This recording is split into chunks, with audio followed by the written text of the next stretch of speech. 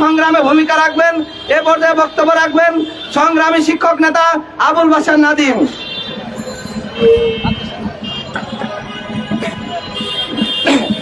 বিসমিল্লাহির রহমানির রহিম। ধন্যবাদ আবুল বাশার স্যারকে। গত 12 তারিখ থেকে আমরা এমপিওভুক্ত শিক্ষক সমাজ এই আজকে 13তম দিন রাস্তায় পড়ে আছি। দেখেন, 5ই আগস্ট বাংলাদেশ নতুন করে একটা স্বাধীনতা অর্জিত হয়েছে, কিন্তু আমরা কি সেই স্বাধীনতার স্বাদ এখনো পাচ্ছি? স্বাধীনতার সুফল কি আমরা ভোগ করতে পারতেছি?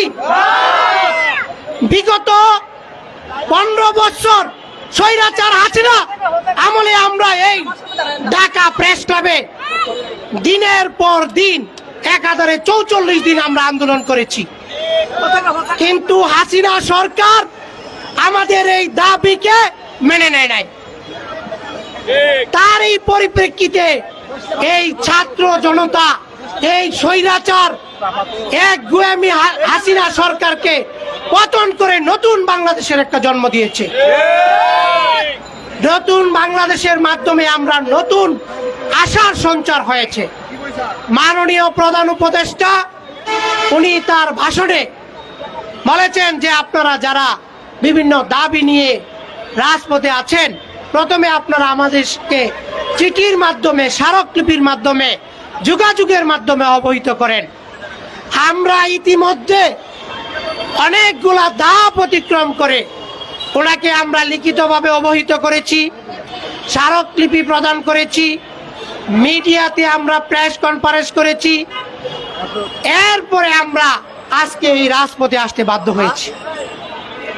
মাননীয় প্রধান উপদেষ্টা, আপনাকে বলতে চাই, স্বৈরাচার হাসিনার পতনের পরেও কি বাংলাদেশের এমপিওভুক্ত শিক্ষক সমাজ আজও সেই বৈষম্যের শিকার হবে? তাহলে এই বৈষম্য দ্রুত নিরসন চাই। এই নতুন বাংলাদেশে কোনো বৈষম্য চলবে না। আপনারা যারা উপদেষ্টা আছেন, বিশেষ করে শিক্ষা উপদেষ্টা, আপনাকে অনেকবার আমি ব্যক্তিগতভাবে আমাদের জোটের নেতৃবৃন্দ সহ আমরা অবহিত করেছি।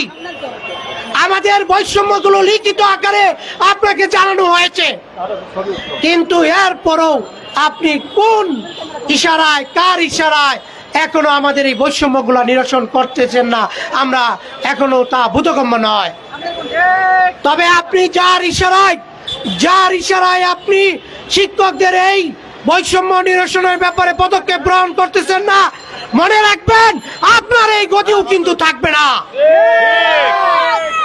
এই ছাত্র জনতা যেমন স্বৈরাচার হাসিনাকে তার গদি থেকে টেনে নামিয়েছে, ঠিক তেমনি ভাবে আমাদের দাবি যদি মেনে না হয়, আমরাও কিন্তু আপনাদেরকে টেনে নামাবো ইনশাল্লাহ।